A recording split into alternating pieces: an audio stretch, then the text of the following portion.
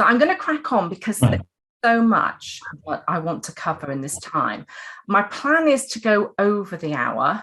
Can I ask you to switch off your microphones as you come in? I can do it, but it stops me doing other things.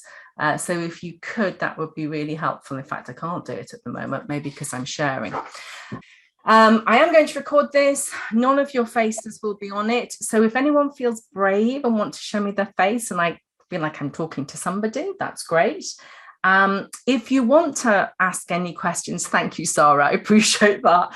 I don't feel quite so much like I'm going out of my mind talking to myself. Oh, got someone from Belfast, lovely. Oh, South Africa. Bet you're having better weather than we are. So if you do want to ask questions, if you wait till the end, you're welcome to put them in the chat or just say them. And particularly as we're a small group, it will be easier to say them. If you put them in the chat as we're going along, I won't see them. I don't watch the chat as I'm presenting because I just find it too distracting. And plus I'm a rubbish reader. So I think everyone knows how to use Zoom now. So I am just going to get cracking with this webinar, which is Stop Dyslexics Underperforming in Exams. So I just want to set the scene. This will probably be the least salesy presentation you've ever seen. Because I think what can happen is companies put on free webinars, but there's no such thing as anything free. So at the end, it's all, and sign up for this special deal, and you've got to sign up by this time. This isn't like that. This is going to be more like just having a chat in a coffee shop with friends. And that's really how I started. My kids were all dyslexic. They're all doing really badly. Then they started doing really well. And so mums would say to me, oh, can you tell me what I should do? Or can you talk to my friend? So it's going to be very similar to that, me passing on what's worked with my own family, what's worked with my students. But the difference is, which is hopefully a nice difference, is you will get a copy of the slides and a recording of this afterward. So you don't have to take notes. Now, even though it's very informal in one sense, I do like to be efficient. So I have set these objectives for myself. This is what I want to cover in this period. How to raise expectations of what dyslexics can achieve, warn you of the dangers that stop students from achieving. I want to improve your awareness of the technology that's available. And the term awareness is very important because you're not going to be expert at anything. You're just going to have a little bit more awareness of what's available, but I will direct you to where to find out more. And I'm going to change my pointer so it looks a bit more obvious so you can see where I'm going. So I will, even though I'm not going to show you that much, you will have lots of links that you can click on when you get the slides to show you where to find more information out. And at the end, I will talk a little bit more about how you can find free solutions, because there's two things I really am passionate about. One is stopping learners struggling needlessly, but secondly, stopping parents and schools spending money needlessly. So much is available for free or at very low cost, but the free stuff nobody publicizes because it's not in their financial interest to do so. So I try to publicize the free stuff. So the first thing I do is want to get to know one another.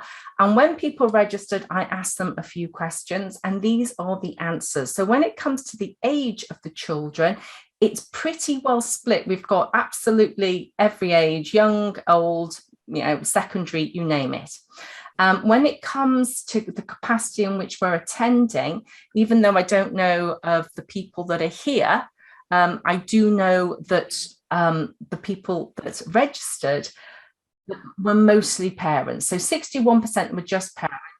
But if you think of 20% were professionals, and this was parents and professionals and just one student. And finally, which was really interesting for me, was 82% have not heard me talk before, which is brilliant, because what tends to happen is a few people know of my work and they use my resources a lot. And that's all, and no one else new finds out about them. And I create these free resources because I want it to get out there and everybody to use them. So I'm delighted there's new people here, and I feel that kind of gives me carte blanche to just introduce myself a little bit more, which I think isn't a bad thing, which I don't normally do, because I normally just try and give lots and lots of technology, but I'm going to step back a bit. So if I was to say a summary of the typical attendee, is it's mostly parents supporting students of all age and people who haven't attended my talks before. But if you're a parent and you have attended, if you're a professional, a teacher or whatever, a tutor, and you have attended one of my talks before, it will still be relevant for you, but I've set it more for parents who haven't heard my talks before. So who is Caroline Bateman? Why on earth are you listening to her in Dyslexia Awareness Week? Well, very often when I go to places to teach, they say, oh, this is Caroline Bateman from Achieve Now, which makes it sound like, oh, Achieve Now is this organization and Caroline Bateman's one of their employees. And I don't want to be dishonest. It is nothing like that at all. I am Achieve Now. When I started this, I wanted to pass on how I'd help my children achieve.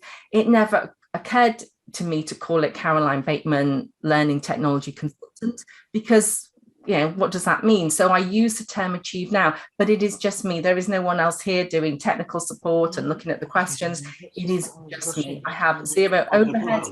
Somebody's just come on, got the mic on. If you could switch it off, I'd be grateful. So I am in my spare bedroom because it is the Achieve Now office, not because there's a pandemic. Why did I start Achieve Now? Well, I was shocked to find I had 3 dyslexic children. I don't know why I was shocked. Well, I do, because I didn't realize I was dyslexic. I didn't realize my husband was dyslexic. He's mildly dyslexic. I am off the scale, really dyslexic. How I went through school, not knowing it, I don't know. And yet I did really well in school. I got a 2-1 in a business degree, worked in the IT industry, did really well, never really had to write very much. And I mention that now because you are going to see mistakes in my slides. I always make mistakes. No one has proofread them for me. I do pay people to proofread my stuff all the time, but these slides haven't been proofread. So we had 3 children, my husband and I, and we're both working class kids, made good through education. So we just expected our kids would be really bright, and they so weren't. They were all failing in school to a ridiculous degree. And that's when we looked at educational psychologist reports and we found out they were all dyslexic. And the more I found out about dyslexia, the more I thought, that's me. And so they were doing so badly, even though we moved schools, they just weren't thriving, that we made the decision that I would give up work to help them. And while they were at school, because my background was IT, I would research all the technology because I was having such a hard time. It was so hard to get through to them. I couldn't seem to teach them to read. They couldn't learn to tell the time. They were getting rubbish marks all the time. And I just felt like I was banging my head against the wall. And I thought there's got to be some technology that can do this. And when I looked into it, I was absolutely delighted with what I found. And I started using it with my children. And that, plus the help of the schools they were in, they've gone on and done exceptionally well in education. And yet, very, very, very few schools are using this technology. Therefore, not many families know about it, and not many dyslexics are using it, and therefore they're struggling needlessly. And the best way I can describe it is I am blind as a bat, and I have plus 9.5 long sightedness, and I wear these nice little things over an eye mole for my reading.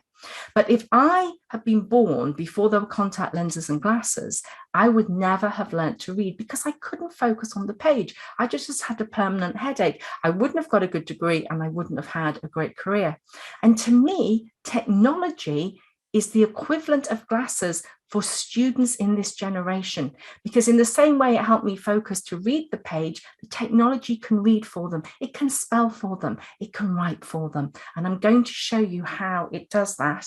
So this is a picture of my children shortly after I started Achieve Now. It's a publicity shot I did where we're all happy and nobody's killing each other because they can't do their homework. But that wasn't the norm.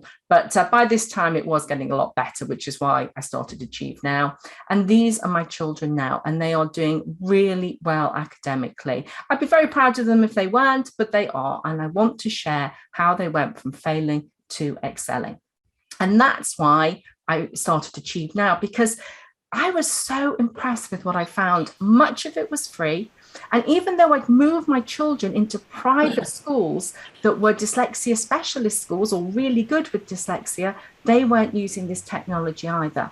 So what I try to do, I can hear a lot of feedback. So if someone could switch off their mic, I would be very, very grateful. Good, thank you. So I don't sell any solutions. I don't have any affiliate links.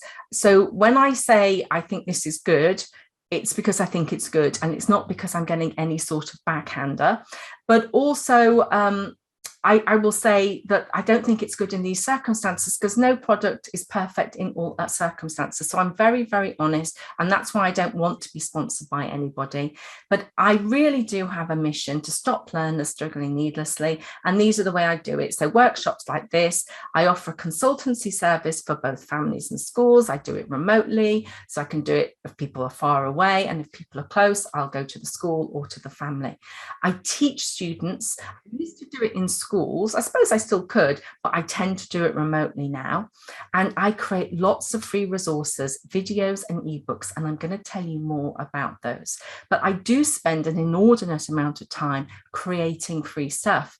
And I find it is not utilized the way I would expect it to, because I know what dyslexics are struggling with. So I've created videos and I've put them on YouTube, and I thought they would go viral, not so I could get income from advertising. I don't have any income from advertising from YouTube at all, but because I just want to get the word out there. And yet I have very, very few views.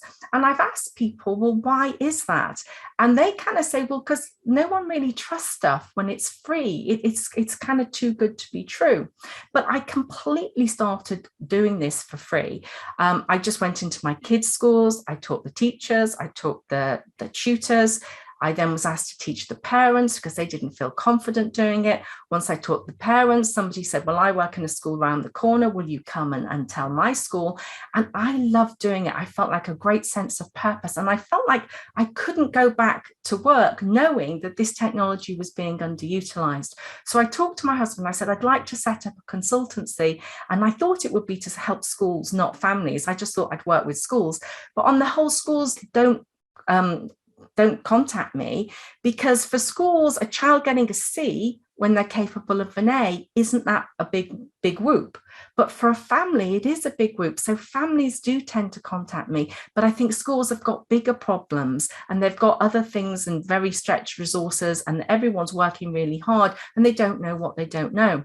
So my husband said he was really supportive, because we got used to living without my salary, but he gave me one stipulation, that I could not cost the family money. So this is what he said: you cannot cost the family money. So all I do and achieve now is cover my costs. So I charge for my courses, and I charge for my consultancy, and the rest of the time I create free resources, and it makes my consultancy and my courses really efficient, because a large part of it, I say, is watch these videos on your own time, come back and ask me questions, and it makes it super efficient. And I got this review quite recently, and it was from someone who basically was saying that I cannot believe how much you give away for free. And it's not like at the end of this, I'm going to say, oh, now you've got to buy this.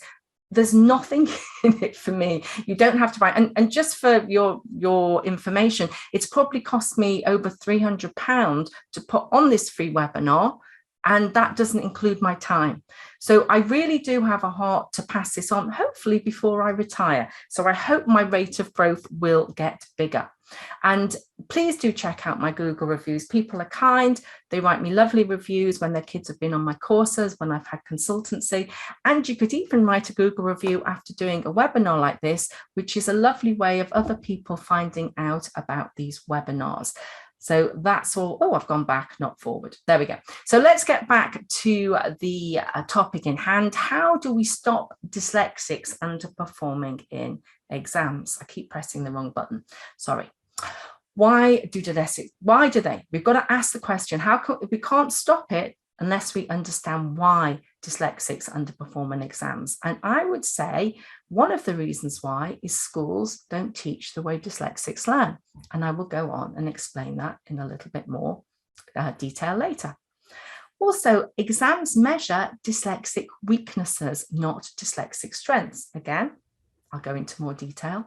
And finally, because of the two things above, students, schools, and parents' expectations are low of what dyslexics can achieve. And at low expectations, if you expect to not achieve very much, you're not going to achieve very much. And so I'm hoping, as the first thing I do, is to help raise your expectations. And how I'm going to do that is I'm going to show you a little bit about two of my kids. And I promise you, there is no part of my heart that is like, oh, because I'm so awesome and my kids are awesome.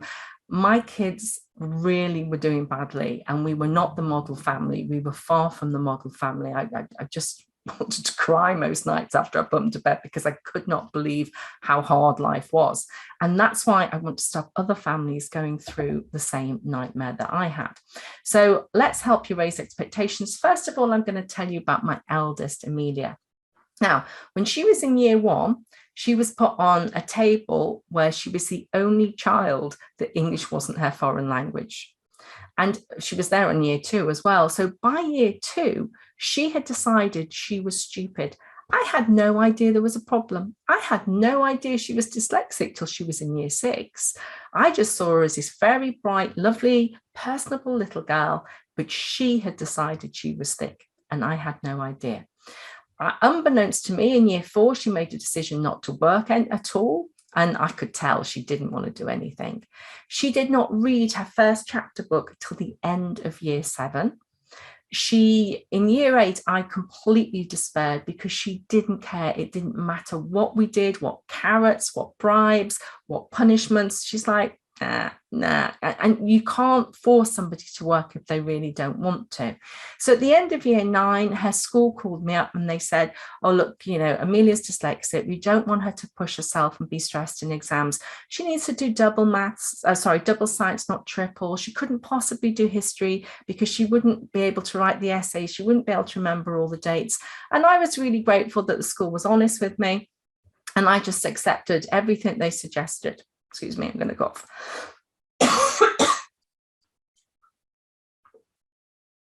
Although my voice is much better tonight than Monday night. So she did all the easy options, and then she just seemed to come into her own in year 10. All the strategies and technology that I put in place, bearing in mind she was my eldest, so I only found out she was dyslexic when she was halfway through year 6. They all started to really kick in year 10. And once she realized, oh my goodness, I'm clever, she really got quite competitive because we realized that she just was so scared of failing that she wouldn't try. And so I'm now going to share a year 6 report because it's very easy to say, oh, my kids used to do badly, but now they do great. No, my kids really did used to do badly. This is a private school. She was a very well-behaved little girl. She was working hard back then, I think. And she got satisfactory, which is really not doing that well. But they couldn't say anything else because, she was behaving. She dislikes reading. She loses focus. She has no concentration. I won't go into it all. You'll see it in the slides. But what I do want to share with you is this is a photo of her actual GCSE results. So this girl who did not read a chapter book until she had finished year 7 for English language got grade A. A star. A star. Now, if you'd have told me that at the beginning of year 9, I wouldn't have believed you. I'd have been so grateful that she passed. I might have thought, if she pushed herself, she could get a 6, or in old money, a B. But she got A star, and she actually got 100% in one of her exams. And even more shocking, with English literature, this child that hated reading, she got A star again, but she got 100%, and dropped 1 mark. And she went on to do English Literature A-level, which is a real shocker for someone who hated reading and fought me and never, ever wanted to read. So I hope that gives you some hope if you have a daughter or a son like Amelia. Now, George is totally different to Amelia. He has different strengths and different weaknesses. He is my most profoundly dyslexic child. He's more dyslexic than me. I think me and Amelia are probably on a par. He refused to learn to read. He was absolutely convinced, I'm so clever, I don't need to learn to read. I'll pay somebody to read for me. He was probably the only arrogant dyslexic. Well, he was just super arrogant and super dyslexic. He completely fooled his teachers that he could read. He hated me. He was awful to me because I was the only person that knew he couldn't read. He could fool everybody else, and he really hated me. He's now 19 and he's started to like me, and I've started to like him, which is lovely. And he's now at 19 a really poor reader. He's never going to be a great reader, but he got 3 A. I've actually got some. Well, I'll run through the next bit. He got 3 A stars at A level. He still cannot spell, and he failed 12 entrance exams, including the school that gave him he failed entrance exams in year 7 and year 9 for the school that gave him a scholarship at sixth form. And they cannot believe that they said no to him on 2 occasions and then were just, delighted to have him in sixth form. And I have a couple of his reports so you can see how he went from low grades to higher grades. He's a lot more spiky. He's got far more strengths and weaknesses. He's terrible at anything to do with literacy, great at anything to do with maths and science. And there are his A-level grades: A star, A star, A star. Again, I am in shock that my son, because I thought he'd be living with me forever and he'd never get a job because he can't read. And truthfully, if I hadn't had the right access arrangements in place for him, he'd have given up on education an awfully long time ago. So that's what I wanted to do by way of helping raise expectations, that these dyslexic students are often very, very bright, but they don't learn the way schools teach. And what do I mean? I love this this cartoon because I think it really sums it up. It's Midvale School for the Gifted. Kid can't get in because he can't read the pull sign. And the truth is, a lot of dyslexics are very bright and they excel in their careers and they excel in higher education, but they kind of just scrape through school. And in fact, school can really damage their self-esteem. So they have very low aspiration levels, very low expectations. And that is really dangerous. I believe it is better to leave school with 0 qualifications and your self-esteem intact than it is to leave with qualifications, but feeling that you're rubbish and stupid. So as parents, I think as adults in their lives, we need to do everything to help keep their self-esteem and boost their self-esteem. And as a dyslexic who went through school without any additional support, without anybody really realizing I was dyslexic, even though I did well, had I got the support that I gave my children, I'd have done much better. And I'm absolutely convinced that for dyslexic students and students with other learning difficulties to perform well in school, they need extra support, be it technological, teacher support, and parenting support. And in this, I'm going to talk about technological support and a little bit about teaching and parental support, but mostly the technology. So what do schools expect students to do? They expect them to read in order to learn. Dyslexics are really poor readers, not always, but a lot of them are. And even those that read and decode really well, very often when they're reading a textbook, they might have to read the same paragraph or page a couple of times before they really get the meaning. So even though they can read, they don't necessarily get the meaning as they read. They're also expected to take notes as they learn new information. So maybe, copy information from the board. And this, because of that, they often don't get involved in the lesson and really understand what's being said, not because they're not capable, but because they're thinking, I don't know how to spell that, or I can't read what I just read, and they're nervous that they haven't taken good notes. So taking notes is cognitively difficult for anybody, but it's very difficult for children with learning needs. And of course, both, I've got a spell check, a typo there, both in coursework and exams, they're expected to write. Very rarely can a student speak answers to their homework or coursework or exams. And so all those things make school very, very hard for dyslexics. What the education system is doing wrong, I believe, is they are confusing literacy with intelligence. And too often we judge a child's intelligence by their literacy without realizing they're two totally different things. And if ever I'm talking to kids in a primary school and I say, who's the cleverest person in the class? They would say, oh, this girl here, because she's reading goal books, or she gets all her spellings right, or she gets, yeah, and that means they're the best reader or the best speller or the best at times tables, but it doesn't mean they're most intelligent. And yet I personally didn't think my son was very bright.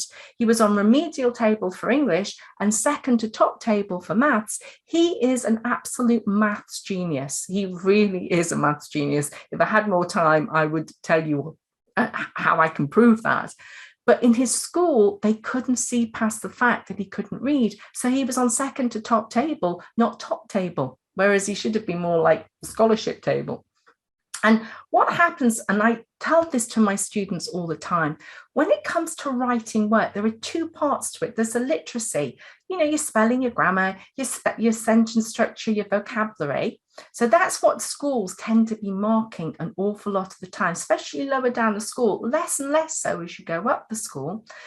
But in the real world, in higher education, in the world of work, we are interested not in how well people spell, their handwriting, is it legible, or even the vocabulary. We want to know, have they understood the problem? Do they have creative and insightful ideas for solving the problems?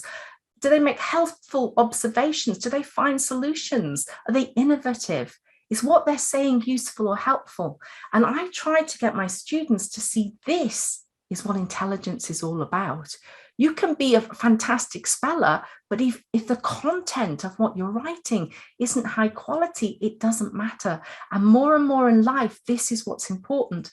Now, the good news is the technology helps students overcome the problems with all these areas. And if I had more time, I would go into great detail. But the good news is I've created videos so you can go in your own time and look at how technology helps with all these areas.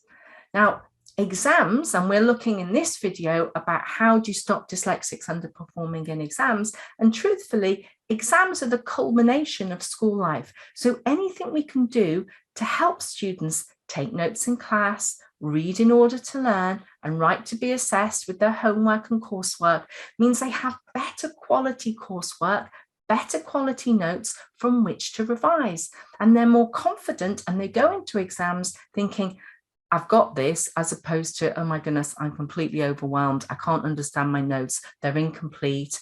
I don't even know if they're correct. So anything we can do will help them to pass exams too. So why are exams so hard for dyslexics? Well, if you think about what exams involved, you've got to read the question paper, and I've got a GCSE English question paper here. And I don't think a lot of people realize how much reading is involved, because you get the insert and then you get the questions. And there's an awful lot of reading to be done. And it's all under time pressure because you've only got the 3 hours or however long the exam is to read it and then answer the questions. So speed reading isn't something that dyslexics tend to be good at. They then need to do a lot of memory and recall, organization and time management, all things that dyslexics aren't particularly good at. And then to top it off, they've got to write all the answers as quickly as they possibly can in a way that is legible, that can be marked because they can read it. And very often now there are SPAG marks, spelling and grammar marks, even when it's not an English paper.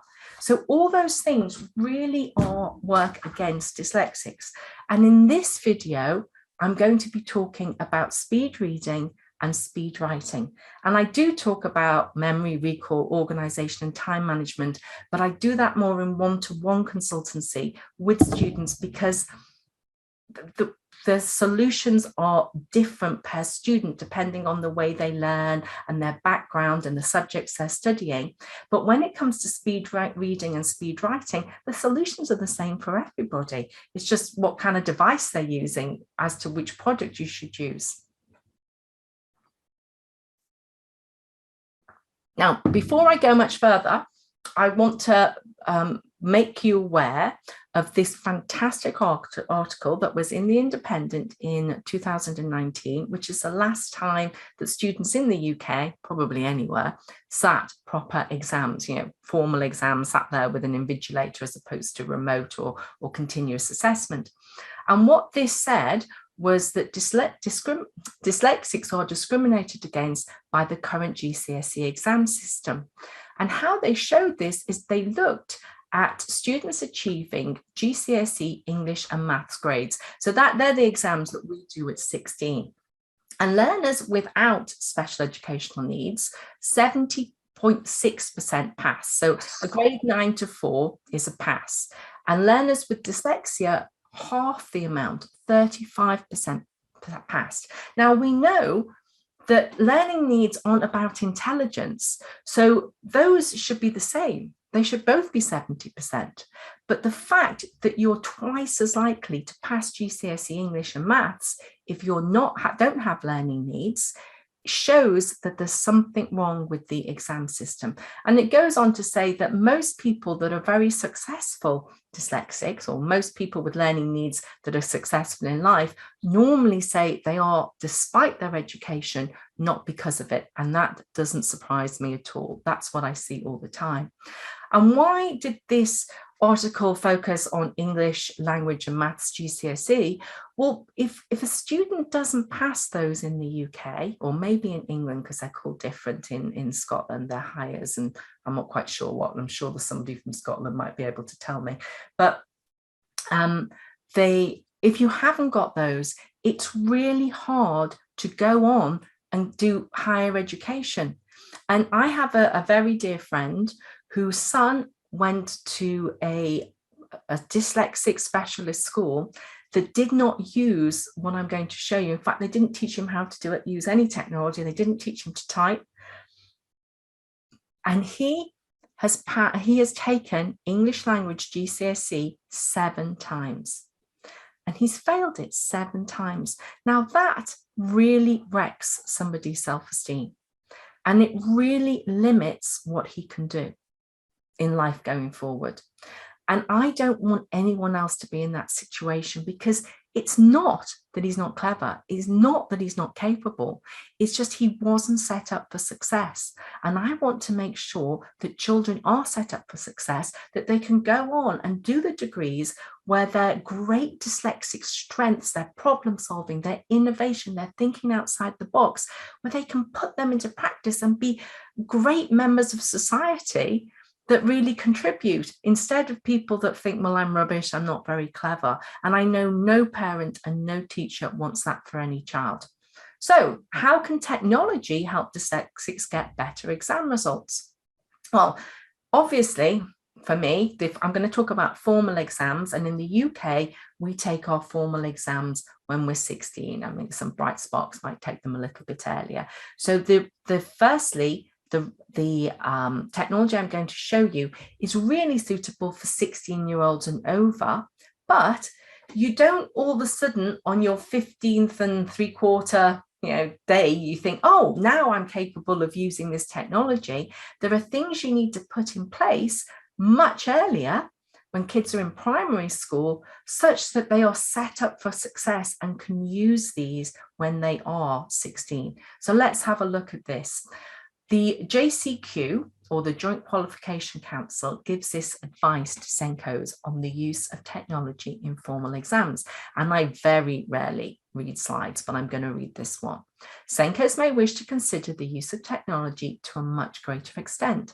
Instead of readers and scribes, computer readers, examination reading pens, speech recognition technology, and word processors not only allow candidates to work independently, but are also a better preparation for further and higher education and the world of employment.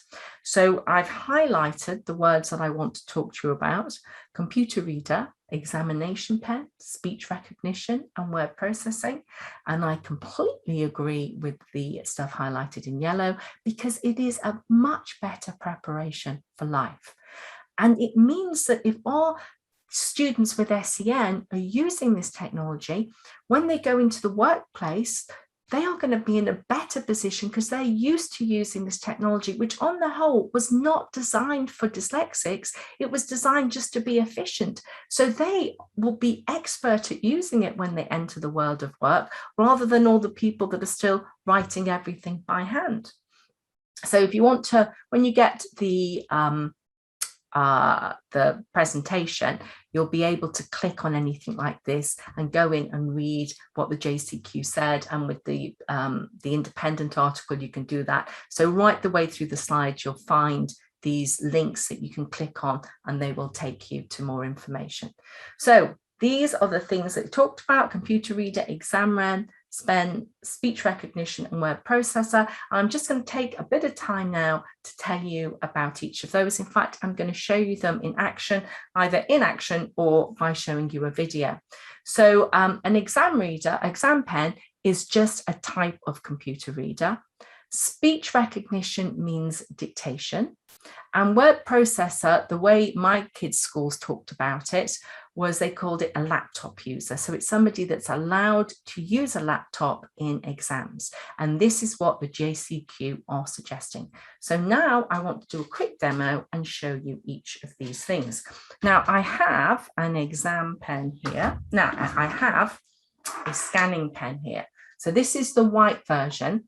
And it's called a scanning pen rather than an exam pen because it has a dictionary. And you can't have a dictionary when you are in an exam, because that's help.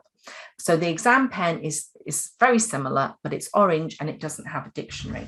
And how this would work is, if you had an exam paper, you would move it along like this and you would have headphones in, but you're going to see that in action in the video now. But that's what an exam pen looks like. So I'm going to come off here and I am going to hopefully show you some of these in action.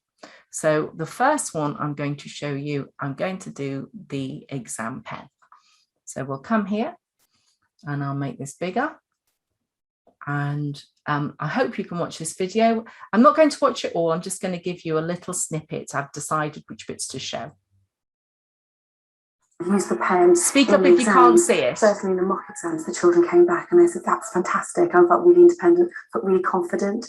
From my point of view, I get really frustrated when I've done all these access arrangements for the students and they can have use of a reader, but if they don't have their one-to-one reader, they often won't ask in an exam hall, even though we've tried various ways of small alerting. We have a number of pens within school, and if we know that a student might want to access one in the exam, it's just on the desk ready, and it's their choice of whether they want to use it or not. So they haven't got to ask for it. It's no additional barrier to looking like they're different. They're just sat in the exam hall with everybody else. It's there if they want it. One of the students that I work with, the issues that he has, he rushes everything. Since he started using the pen, I think his words to me, it's just like a miracle man. Actually gave an enormous amount of confidence, and he actually came out singing from a couple of exams and said that was so much better because I could use the pen. I would have been sat there, I wouldn't know how to say the words, so that would have been a struggle. So the whole video is great, and I've given you a link to the video in the on the slides. So I won't give you any more of that, but that gives you an idea of how the exam pen works. And I do think it is really, really good. And the next thing I want to show you, and this is where it didn't work straight away on Monday night, so let's hope it works now. I can't even see it. There it is. Here we go. So we're going to open this and we're going to open this. And this that I have here is the exam paper and the insert. So here is the insert that the child needs to read. And then this is where they have the question. So this is an 8-mark question, and this is the insert that they need to read. And what I want to show you, and I really hope it's going to work. Okay, again, it has, I think just because the time that I'm doing this, and not using it, I think it just goes off and like a power saving thing. So I'm now opening it up again. I opened it up just before it started, but obviously left it for too long. And if I come here, see, we now have this on top. So this is what the child needs to read. And what we can do is we can put the cursor where we want it to read for us, and we press using a time machine. An organization called Time Safari transports clients into the past to take part in hunting expeditions. And what I can do is I can change the voice. So if I don't like that lady's voice, I can get another lady's voice, or I could get in fact, what's the other one? So you can get more voices, but that's all I've got here at the moment. I can change the speed, I can change the volume, I can actually change an awful lot of other stuff. Like if you're a student that has visual issues, you can change the background color, you can do an awful lot of different things. But I just wanted to show you that you can have it read aloud. So if you can read the question aloud as well, so if I come over here and I'm reading. How does the writer use language here to describe the Tyrannosaurus Rex? You could include the writer's choice of words and phrases. I just made it bigger. I made it faster. But very often, because dyslexics are panicking, or anyone that finds reading hard, they might misread the question. So even though what they're writing is correct, they're not capable, that they won't get marks for it because they're not answering the question. So I believe having it read aloud is absolutely brilliant. I wish in exams I could have had work read aloud. So far I have shown you the computer, the scanning pen, and a computer reader. So a scanning pen is just a type of computer reader. Next, I want to show you a Word document, and I just want to show you what speech recognition looks like. So let's bring this Word document over. I grab it and bring it over. Sorry, here we go. So I'll make it big. And this is a speech recognition demo. And truthfully, this is just Word. It's regular Word. And if you don't have Word, it also works on Word Online. Now, you wouldn't use Word in an exam, but this is a way of just showing you how speech recognition works. And here you have the dictate button. Very often, I'm scared using dictate while I'm using Zoom because my computer's doing so much it can get overloaded, full stop, new line. You can see that it spells everything correctly for me and is much quicker than most people can type, full stop. I'm a fast typer, but I cannot type as quickly as I can dictate, full stop.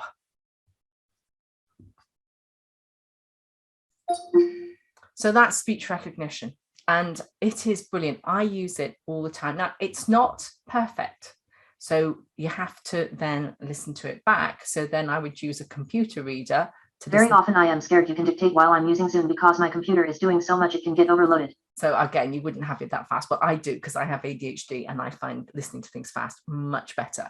But that's another story. So I've shown you speech recognition as well. And something I didn't say in the live webinar is it's really important not to become dependent on dictation if you cannot use it in exams. It's much better to learn to type. And if you dictate, you also need to type. They are complementary skills because you need to correct your dictation.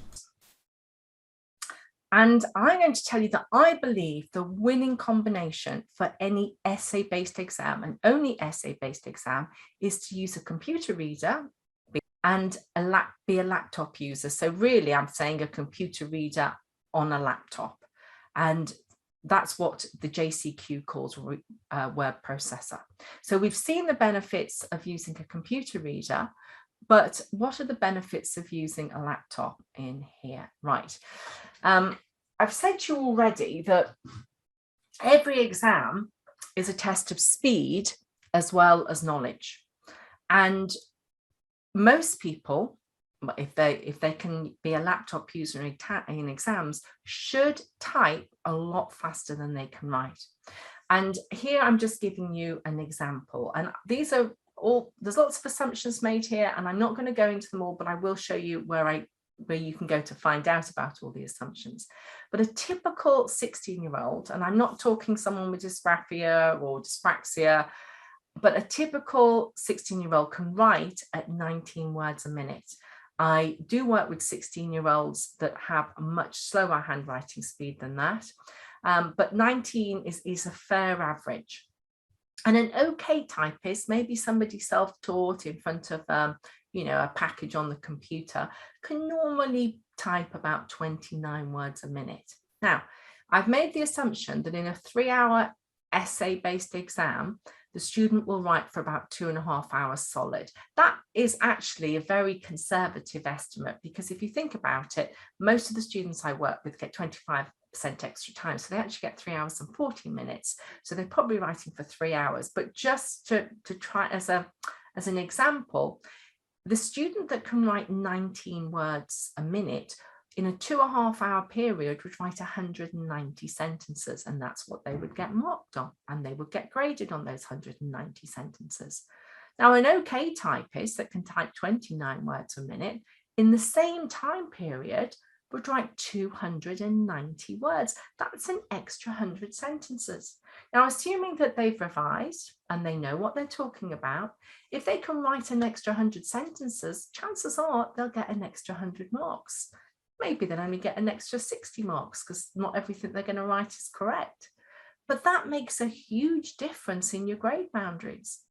And when I work with 16-year-olds and I teach them to type, my goal is that they're able to type at least 50 words a minute. I definitely have students that can type faster than that, but 50 is a realistic goal. Now, that means they can write 500 sentences in 2.5 hours, which is an additional 310 sentences.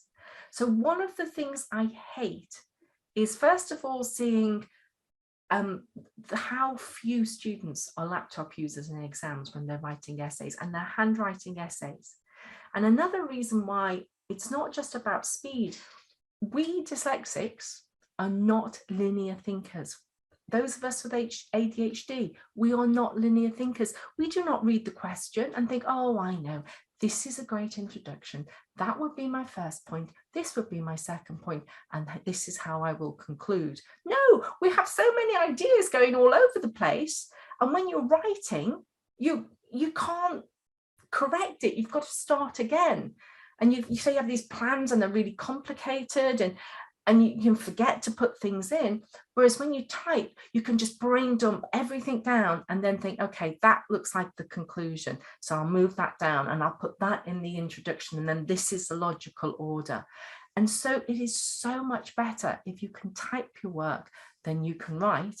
But then I hate to see that dyslexics have not invested time in becoming really good typists. And I once did a debrief with a girl who wanted to study medicine. She was really bright and she did not get the grades of GCSE, so she could not do the A-levels she needed to do medicine. And we debriefed, and she went to a super school with a super learning support department. Her mum was a headmistress. She's just my, I didn't work with her, but she is my daughter's best friend. And I was like, oh, we've got to help you. We don't want this to happen again. So I was asking, did you do this? Did you do that? And in the end, I said, what's your typing like? And she said, oh, rubbish. And I just thought, no, that's why you ran out of time, because you didn't make the most of it. So she typed, but she had rubbish typing. And so she didn't get everything that she knew down. And I don't want that to happen to other students. And if you want to know all about my assumptions, it's in this video, and you'll get that in the slides. So you can go and find it on my YouTube channel. So I've talked about typing in exams, but believe me, I wish I had time to show you now, but I don't. While typing in exams is fantastic, it's even better when doing homework, when doing schoolwork, because then you can use all the fabulous functionality that they provide for people in offices to make the quality of their work better. You can use spell check and grammar check, and you won't believe the help they give you now. I mean, you probably have it on your computers, but you're not using it. And I teach students how to use it. And I'll just give you an example here. My son is super lazy. He did not want to learn to type. So this is a piece of descriptive writing he did. And he worked really hard on it. He got a house point for it. He went to a dyslexia friendly school. So it's not got lots of red pen over it, correcting all his spelling and grammar and sentence mistakes. But there are quite a lot of mistakes in there. But he, when he read it back, couldn't see his mistakes. And I can't see my mistakes. And that's not just about writing. I can't see the mistakes I've typed. I always have to listen to my work in order to hear my mistakes. And that's what you can do when you type your work. So what I did with him, I took this piece of work and I just letter for letter, character for character, I typed exactly the same thing. And I showed him, look, you get help with your spelling, you got help with your grammar, you get a lot more help than you got back then. You get thesaurus, you get synonyms, you can easier to correct and reorganize. And best of all, he can listen, or I can listen, anyone can listen, hear my mistakes and then correct them. So you're always going to get better marks in your homework or your coursework if you have the opportunity to listen to what you've actually written rather than, you know, what you think you've written. So I cannot stress how important it is for students to learn to type. It's even really important for non-dyslexics to learn to type. It is just a fantastic life skill. And I do have a unique typing course. I call it Initiative because it is so much bigger than just a typing course. I call it Touch Typing and Technologies for Academic Success. And it's unique in lots of different ways. It's unique in the content because I don't just teach typing. I teach about typing and the technology that you can use to get better grades. And that's really important because learning to type is boring and it's arduous. And most teenagers or 11-year-olds do not want to put in that much time. But when I show them, oh, once you can type, you'll be able to do this. You'll be able to get high marks by doing this. Then all of a sudden they're interested and they will learn to type and they're self-motivated. They have the intrinsic motivation to go on and do what they need to do to become a good typist.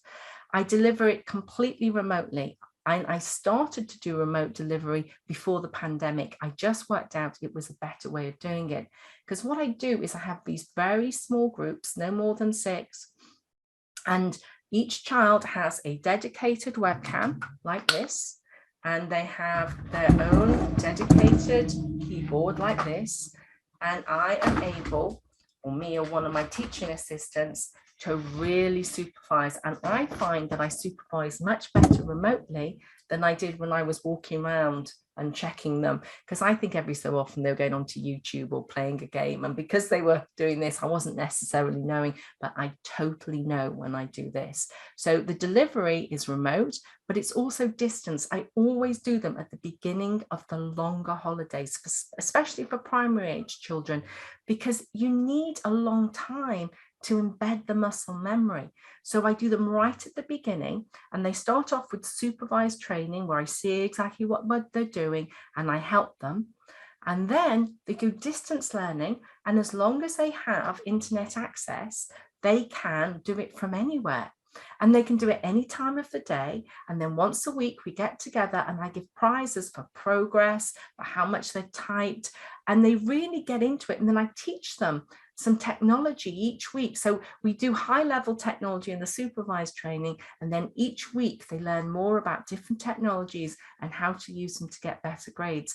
And the results we get are tremendous. And I really would say check the Google reviews. But this is just one example. This was a young lady who was 12. And I just happened to have worked this out for a mum. I've got much better results than this, but these are very typical results. I think she did it over Easter. Her handwriting speed was 14 words a minute. Her typing speed on day one, at the end of day 1, was 8 words per minute. Her typing speed before she came was negligible. She couldn't type at all before she came. Although a lot of students do come on my course that can type before they come. And then they're the ones that get the 50s and the 60s and the 70s because they could type before they came. And after 10 days, she could type 36 words a minute. So if you think about what we looked at earlier, she can type 22 words a minute more. That is phenomenal. And she was only 12 years old, and she's going to be typing her homework. She can come back every summer and do a refresher and get quicker and quicker and quicker. So there are the times she's doing her GCSEs, she's going to be super fast and super confident with this technology. So I cannot recommend it more highly. And I also want to say that you can start children typing too early, and most typing courses just accept them early, and they will get better and they can learn in the week or however long the typing course is. But I often say to parents this: if there's not a pressing need, leave it for a little while, particularly with boys, because I think if you start before the child is dexterous enough or mature enough to see the benefits, they can just say, I hate typing. And then when they're 11, 12, 13, no, I hate it. And they won't learn to do it because they've got this mental block. And I have videos that explain the best time to start a child to learn to type. And I always think before they start GCSEs, to learn to type before year 10 is the best time. But if you can learn to type before you go to secondary school, then typing is your normal way of working, and it's much easier to be a laptop user in exams. So this is my winning combination in summary. And if you have a computer reader, it reads the questions and the supplementary text to you. So it improves the confidence of the student, which is just in itself really worthwhile. They go in knowing I'm going to be all right. They're less likely to go off on a tangent and misunderstand what's being asked. They can write a lot more. They can brainstorm and organize. And the other thing is, if they can touch type, they can copy the spellings without looking at their fingers, because everything is spelt correctly in the exam paper.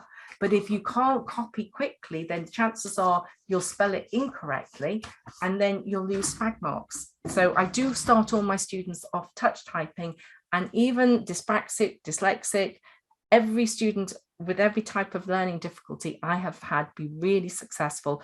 Very, very rarely do I find a student that I think, do you know what, you'd be better sight typing. But if they're better sight typing, go for it. I just want them to be able to type quick. And if they sight type, that's fine. But I always start with touch typing to see if they can do it, because I love the fact I can copy my spellings without, slowing down. So when you get the slides for each of these, you will get some further information that you can find out more. This is on YouTube at the moment. This is on YouTube at the moment. This is on YouTube at the moment. But this isn't. I have created the videos, but creating videos just takes forever, and I'm still editing them. I will make these available on YouTube very, very soon.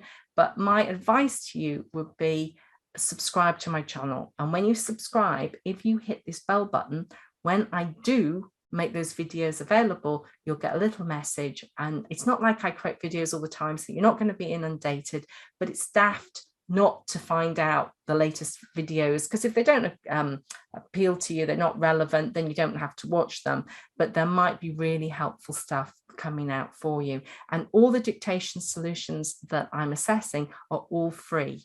And what I did is I got the same text and I tried out lots of different solutions. So it could just save you a lot of time and money, that dictation one. So to set up students up for exam success when they are 16, 17, 18, I want them to be using laptops in exams and use a computer reader. But that doesn't happen overnight. It has to be their normal way of working. Otherwise, if they can't type well, if they're not used to using a computer reader, it will be more of a hindrance than a help. So I really recommend that they learn long before they start their exams, because once they start the courses, they're too busy learning history and biology and RS to spend the time to learn to touch type. But you can still learn at that time. If you've left it too late, it's not too late. It's better than nothing to still get fast at typing. And I often get, in the shorter holidays, I can get 16-year-olds, 15-year-olds typing really quickly in a week. But I can't do that with younger children because they're just not dexterous enough. They need a lot longer. And if you've got to be used to using a computer reader, otherwise it can be really frightening. And the best way of doing that is get used to using electronic textbooks, electronic notes, using technology to take notes. I've been talking for an hour now. I sent myself that to sort of make sure I didn't go over. I am going over, but I'm on track, I'm glad to say. So you don't just at 16 become brilliant at using these. You need to start early. And I have to actually tell you that you probably need to even start earlier than that. And I'm going to explain why. This isn't sort of from an academic paper. This is my empirical evidence. This is what I've seen, anecdotal evidence with my own eyes. I have too often come in when a student is 12, 13, 14, and their parents have asked me to teach them to touch type, to use a computer reader, and they're more than capable, but they're not interested. They say, oh, Mrs., there's no point. I'm not going to do well in exams. I just want to be with my friends. I don't want to be different to my friends. I'm just going to write in my exams. And it's because, the pressure of work has gone up, the peer pressure has gone up, the amount of cooperation has gone down, and they've given up. And so they won't learn. Whereas I've never, ever had a 10 or 11-year-old saying, oh, Miss, I don't want to use that. They're so excited about having this opportunity to do better, and they don't care as much that they're not doing the same as their friends. And I feel like if you get them using it early, not too early because they're not dexterous enough, but if you get them using it early, then it just becomes a normal way of working, and they get used to the fact that they're not the same as their friends. Because I found the biggest barrier to students using technology is that they just lack of self-esteem. They've given up, they don't expect to do well, so it's just not worth the effort, and they won't do it, because it does take effort to learn to type. It takes effort to use a computer reader. It takes effort to learn how to revise. And if you think, well, I'm never going to pass, then you're never going to bother, and you're just going to carry on watching YouTube videos instead. So I'm just going to take this a little bit further. When children are very young, intervention solutions are fantastic for helping them learn to read, because dyslexics and children with other learning difficulties, to get phonic rules and spelling rules, we need a lot more repetition. And computers allow you to gamify that and make it fun. So you're making the repetition that would normally be a bit humiliating. Miss, I'm sorry, I still don't know what an is says. You're making it into a game, and no adult or no child needs to know, oh, I still don't get that, I'm going to play that game again. So I just think intervention solutions are brilliant. They don't just need repetition when it comes to learning to read. They need it with learning the months of the year and times table and all these other things. But there's lovely little programs, many of them free, that create games that help children learn. So they're getting used to using the computer to learn. They listen to audiobooks. So they're still improving their vocabulary, their sentence structure, their knowledge, even though they're not learning to decode. And then immersive reader is wonderful, because immersive reader combines audiobooks with the actual book. And I've seen it have an amazing impact on young readers. It's taken people that hated reading to loving reading. And that's one of the best gifts we can give our children. Help them be confident and help them love reading. Two very simple things that don't have to be hard. But if we do that, they're in a better position to face an education system that isn't set up to teach the way they learn. So I'm just going to briefly show you electronic textbooks, because any school can get electronic textbooks for free for their students, and too few schools do it. So I want to show you what electronic textbooks look like. And that's why I've done it over an hour, because I really wanted to show this. Now here is a textbook. It's a fantastic textbook. It's what my kids use when they studied in English literature. All three kids did an inspector course. It's brilliant. It's York Notes. Now, a lot of parents buy these for their kids because the kids don't want to read in spectacles, so they'd rather read this, which tells them all about it. But an awful lot of these study guides end up being expensive bag weights, because kids don't actually read them. And what this does is it reads the electronic textbook to them. So this is exactly the same book.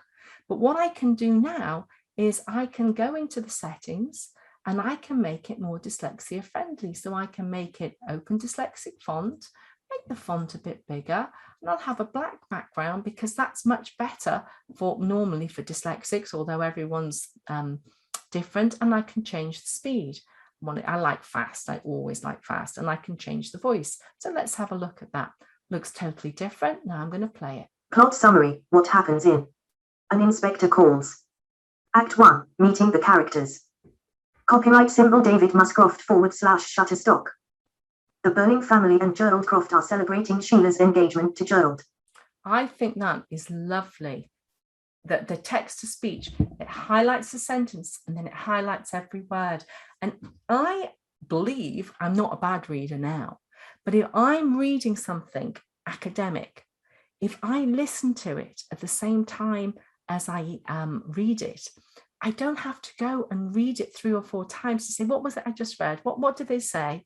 And that takes so much time, and so much reading is required to do history, RS, geography, English, literature, science, biology, physics, chemistry, so much reading. And you could get textbooks like this and have it read out loud. And in the classroom, they can use headphones. And then they can cut and paste this information into revision notes and into class notes. So they have complete class notes to revise from rather than what they've taken in class. So I think that is absolutely brilliant. So that's my immersive reader demonstration. Immersive reader of electronic textbooks. And I think I wanted to then, so it's not enough just to learn the computer reader and how to type. We have to teach students how to learn, how to revise, how to do exams. I think schools are very good at teaching history and biology and chemistry, but they take for granted that students know how to learn, and they don't.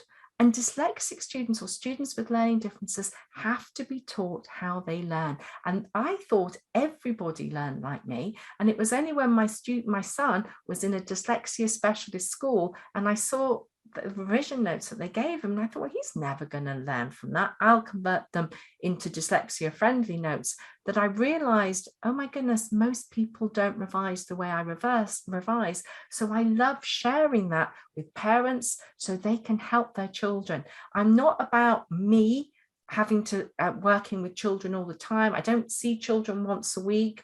I just want to set them up for success within their own families, because it's very easy to do once you know how to do it. And also super important, you cannot do any of this if a child doesn't have any poor self-esteem, or if a child has poor self-esteem. I'm always working with children and with parents on improving a child's self-esteem, and then getting them to use technology, and then teaching them how to revise. Because if they don't have that and they think it's a waste of time, the way my daughter did for a long time, you cannot motivate them to learn, because you cannot force people to learn. We're nearly finished. So when it comes to self-esteem, I have lots of resources. I actually went in and watched this video and the dubbing is wrong, so I need to correct that. Don't watch that for the time being.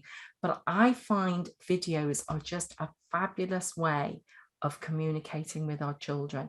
And this video in particular, I use with my students. And as a result of using it, they often tell me things that they've never told anybody before. And so I really recommend that parents watch these videos and decide which ones will be best for your child, as opposed to just say, oh, watch those videos, because what helps one student can really not help another. And I always watch them first and try to figure out which will help my students.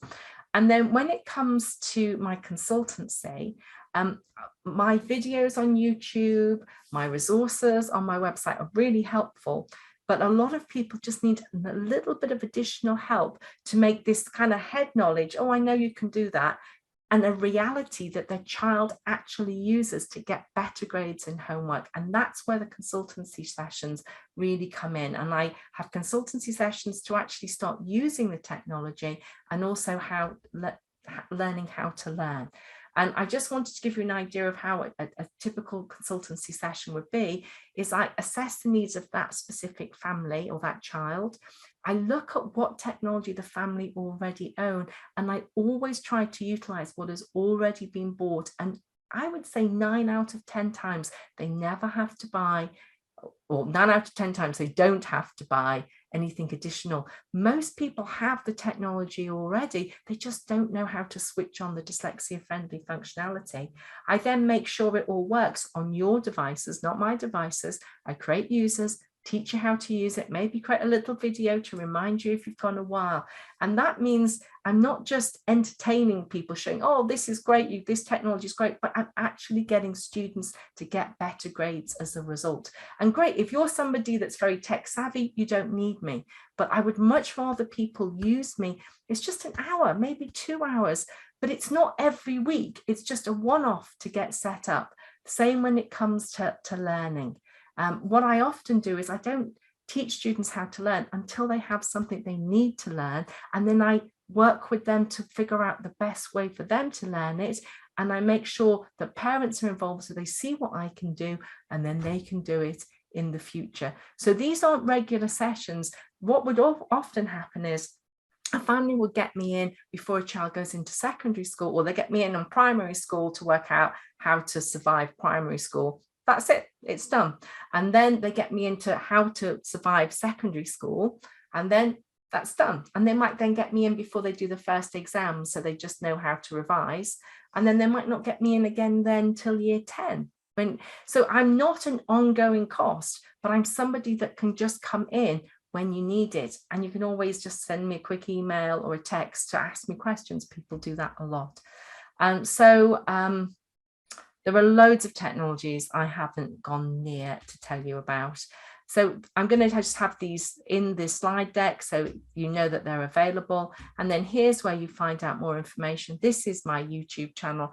In fact, I will just put it in the chat now. The first link is a link to the channel. The second link is a link to actually subscribe to the channel to make it easier for you. I've probably done space in between them.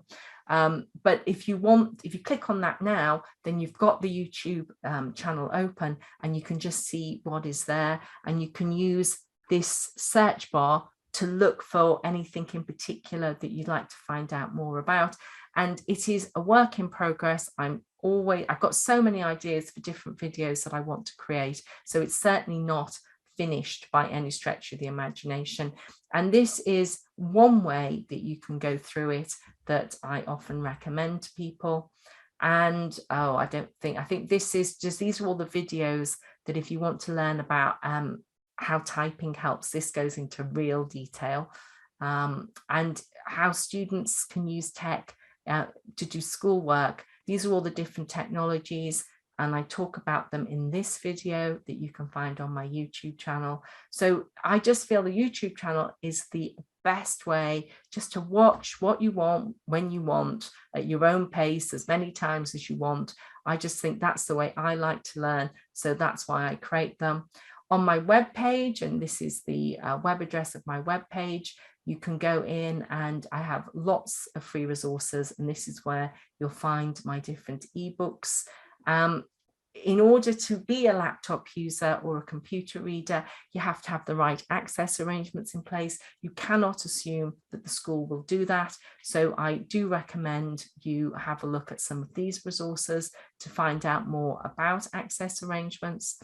So I've coming to the end now. I hope that I've met the objectives. The one thing I haven't done is talked about how to find out about free solutions. I've been doing a free resource for a long time, probably 5-6 years, and it's just got so big. So I started off with 3 pages of free resources. If you give me your email, I will give you this free resource. And it's got so big. It is now 78 pages long, and it's ready for the next upgrade. And it takes so long to do that I've now thought I've got to charge for it because I can't carry on updating it. So I'm actually in the process of updating it at the moment. It's not ready, but I feel like I will publicize what's free because no one else is doing it, because there's no financial interest. And then I will have a financial interest because I will earn money from doing it. But then I will just use that money to carry on publicizing it so other people find out that information too. And so that's what the book looks like. And once you purchase it, I will do a deal whereby you will just get the update every year. So once you've purchased it once, you will get the update when I update it every year. So how can I help you going forward? I think I've told you everything. I've got the website, YouTube channel. I've also got a Facebook group. So if I find some little bit of information out, I just put it on the Facebook group so people get it quickly. I have my touch typing course. I have my consultancy. I do actually have a limited time free offer for schools at the moment, but it has been so oversubscribed and it finishes tomorrow that it's probably not worth going into. How could you help me? Well, I would be very grateful if you just let other people know about my little niche services. I mean, not many people know that there is somebody that you can go to talk about how to help your dyslexic child. Like, share and subscribe to my YouTube channel. That helps other people find it. So writing comments, if you watch something, asking questions, that helps the algorithm suggest it to other people. Tell your Senko about me. Tell them that I offer remote courses. More schools should be doing my typing course. My typing course is awesome. I'm so proud of it. And yet schools aren't doing it. They should be doing it. Write a Google review if you found this useful. It's really helpful to have lots of Google reviews. It means Google will send more people to my website. And when it is released, I'd be very grateful if you bought my ebook, because it will enable me to go on and help more and more people. I'm 2 minutes over. And I am open for questions for the next 10 minutes. If anybody wants to ask any questions, what I will do is I will stop the PowerPoint. I will stop the share, and so I can see your faces if you do want to ask a question, or if you want to put it in the chat. So someone's mentioned something already. You mentioned that some students do the touch typing course for 10 days. How long do they work each day? I would say when somebody does my summer course, I say 20 minutes a day. If somebody does a shorter course, I normally say 40 minutes a day. But if I'm honest, I try to get them so enthused that they do longer than that.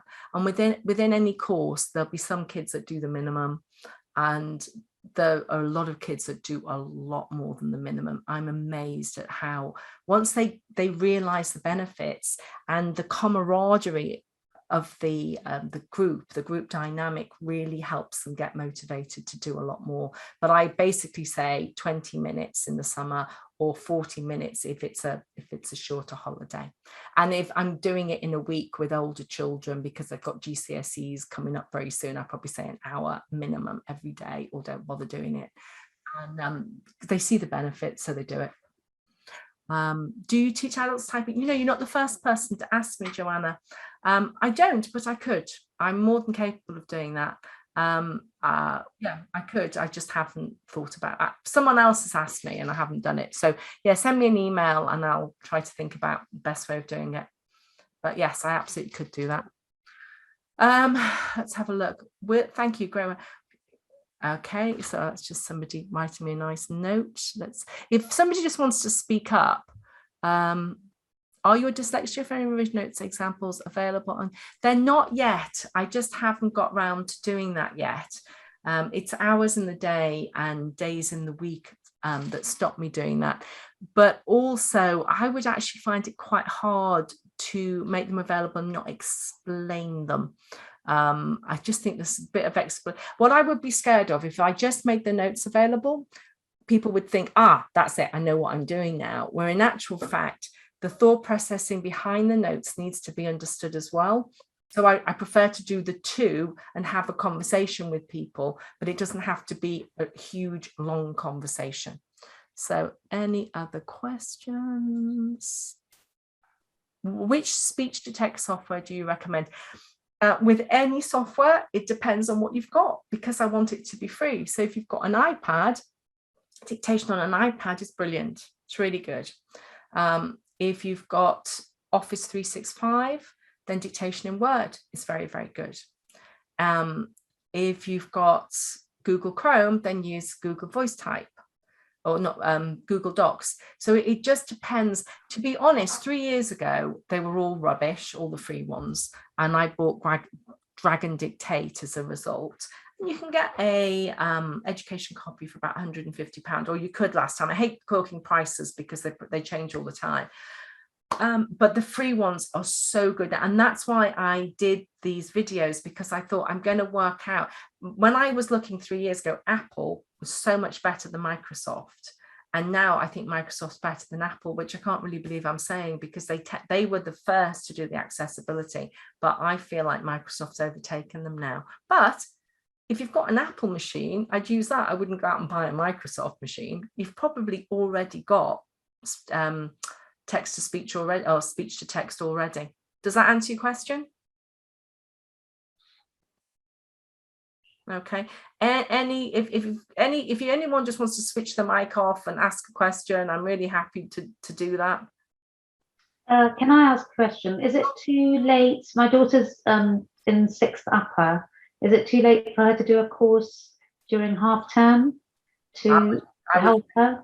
Do it at half term. Yeah. I've had really rubbish health recently, so I didn't schedule a course over half term, and I got lots and lots of requests for a course over half term, and I'm thinking, I don't know if I'm going to be well enough.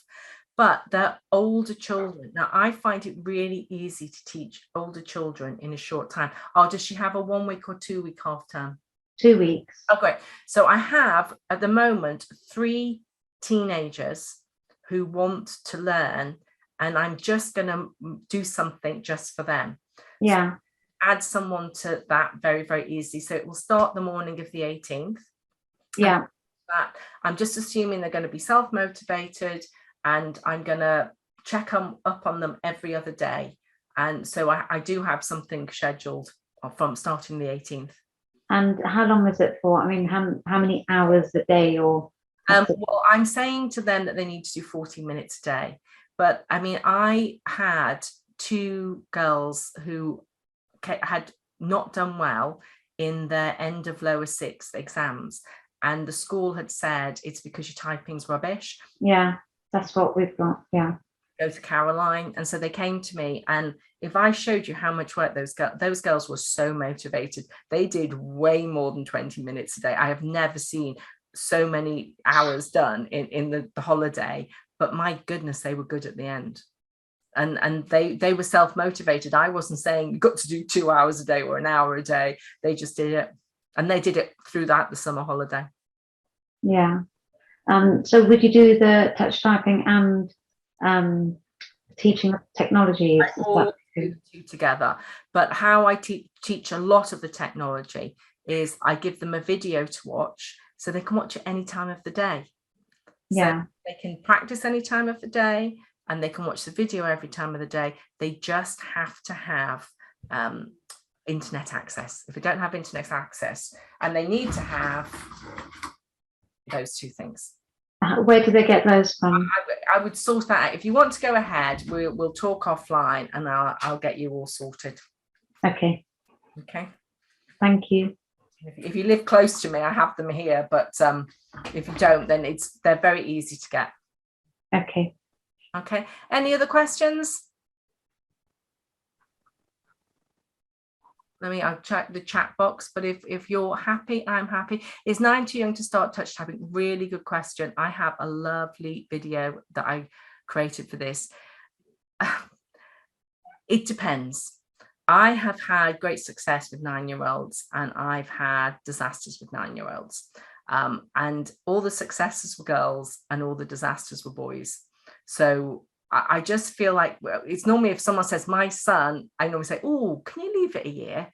And if they say my daughter, I say, well, we could give it a go. But how I do it is if you book on one of my typing courses, and I'm talking a summer course, there's no way I would think of a 9-year-old if it wasn't the summer. But if they came on my summer course and we worked out pretty quickly, this isn't working. And that does happen. It doesn't happen very often, but it does happen. Then I say, your course is still here, come back next year.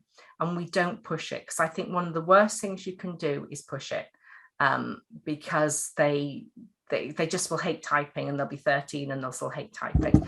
Well, with girls, they tend to really want to please. I've only met one girl who was like, no, I'm not using that finger. I'll do it my way. Most girls are very eager to please, and I've had really lovely success with 9-year-old girls, but only in the summer holidays. I wouldn't do it. And other people will say, oh yeah, it's fine, yeah, book on this May half-term course, February half-term course. But what will happen is she'll get really good in that half-term, and then she'll be rubbish, and then as a parent, you just waste money, which is why I think wait for the long summer holiday. Okay. Any other questions? Oh, dyscalculia. That is just a whole new, dyscalculia is huge. Depends on the age. I do know of a solution, and the name just escapes me. For difficulties with maths, I've a lot of people have told me Prodigy Max, but dyscalculia isn't my area of expertise, because I was very led by what my kids' problems were, and then what I learned sharing that with other students. And because my kids didn't struggle with dyscalculia, I know of solutions, but I don't know of them very well. I'm not the best person. But if you sent me an email, I could point you in the direction that offers some dyscalculia is really behind dyslexia, but there are some really good stuff coming out, but I'm not the best person to do that. Okay, anybody else, or should we say goodbye? Okay, well, I'm going to call it a day then. Thank you very much, everybody. And I will make this recording. Hopefully it's all recorded beautifully, and I'll make the recording available very soon. Thanks for your attention. And yeah, you'll get the video soon. See you. Bye-bye.